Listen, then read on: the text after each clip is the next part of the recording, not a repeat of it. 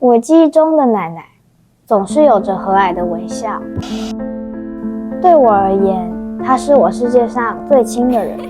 每当我受到委屈的时候，她总是挺身而出。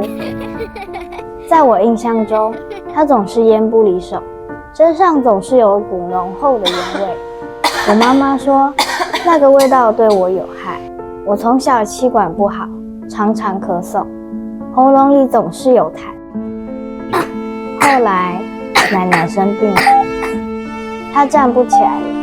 很多时候，我只能远远地看着她，而奶奶日渐消瘦，口水止不住地从切除一块的嘴上流下来。奶奶渐渐变成了我害怕的样子。那可以吗？好的，那这位同学，我们比赛时间是4月10号，然后在高雄的社教馆，所以老师希望各位同学能够全力以赴，然后在舞台上展现最好的自己。今天放学去哪里玩？补习班的拿起来那么好命，哈哈哈。喂，彤彤，你在想什么啊？怎么看一直发呆？就要比赛了，有点紧张吗？我也是，我指定曲副歌一直拉不上去，超困扰的。看来我要多练习，不然要被老师骂。那你加油，我只担心等下的课表。等下是数学，国语、数学，我等下一定会边抄边。对，有数学，我数学作业还没写，我要去补作业了。再见。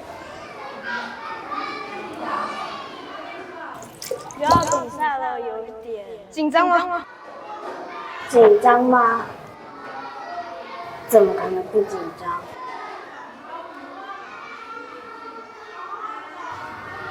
奶奶，你是来安慰我的吗？你的味道。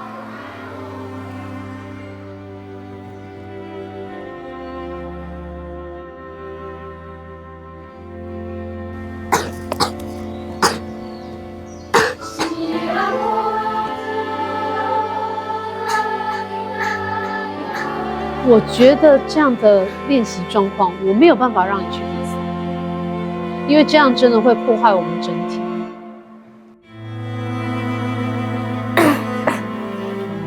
我只是压力太大了，奶奶。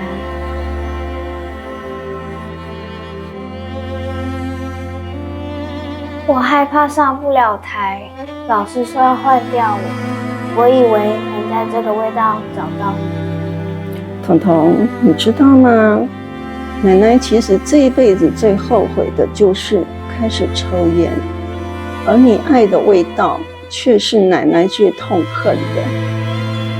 奶奶最难过的是你因我而生病，而你却把那个味道当成了爱。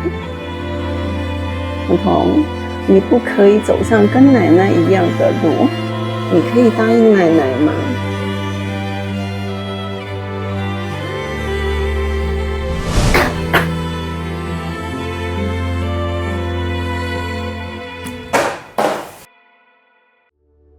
然后最后说怎么样？